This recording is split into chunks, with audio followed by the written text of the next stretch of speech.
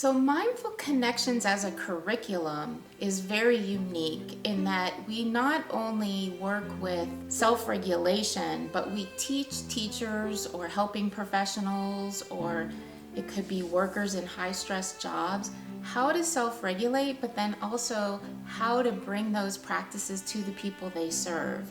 So we start with the individual practicing themselves, teach them how to deal with life's stress, life's ups and downs, how to bring more gratitude into their life, more joy, but then also how to deal with those bumps that we all have in the road of life. Then once we have a base of practice, then how can teachers start to bring practice to their students? How can helping professionals bring practice to their clients? So we've worked with therapists that do dialectical behavioral therapy that never practice themselves, and teaching them the practices actually has enhanced the way they can serve their clients. So we wanted to create a curriculum that would really reinforce the basic practices and how that can improve the quality of life for the professional themselves. And we know, especially working with children, that modeling is one of the best ways to teach. So if we're not actually doing the practices ourselves, self-regulating and using those ourselves, kids aren't going to learn the practices just by us telling them what they are. We actually have to demonstrate them by living them. I felt the importance to create a mindfulness curriculum for the family support centers after having such an enlightening experience for myself. I appreciated the connection between mindfulness and classroom dynamics and mindfulness and teachers. I am not an educator, a traditional educator myself, but I have a lot of friends who are teachers, and recognizing and listening to their challenges, I understood why the curriculum that Awaken Pittsburgh created was prepared, and thought that something similar could be really useful in family support. My coworkers deal with some of the same struggles working with young kids and their families and trying to meet them where they're at through all of life's struggles and focus on the education and well-being and development of the child, knowing that there are other aspects that we can't reach as often.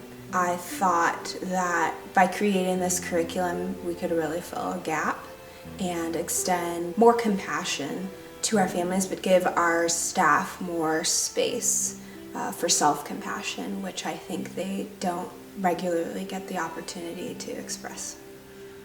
One of the things I really like about the approach that Awaken is taking is through its Mindful Connections program, really focusing on teachers as the first step in helping the school systems more broadly. And I think that's important for two reasons. One, I think the teachers are the front line of stress and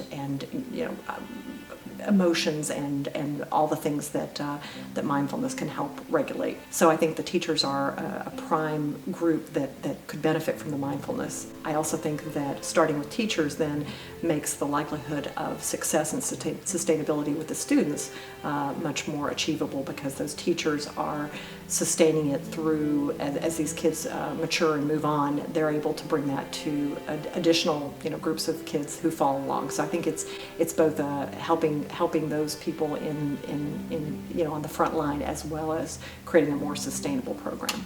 The way that I intend to incorporate mindfulness into my work life is to bring the ideas to my clinical work with cardiology patients. Stress is well known in the cardiology community and the medicine community as a fomenter of illness. In my own practice, I found myself telling people, in addition to these medicines that I want you to take and this diet I want you to try, I also want you to manage your stress better.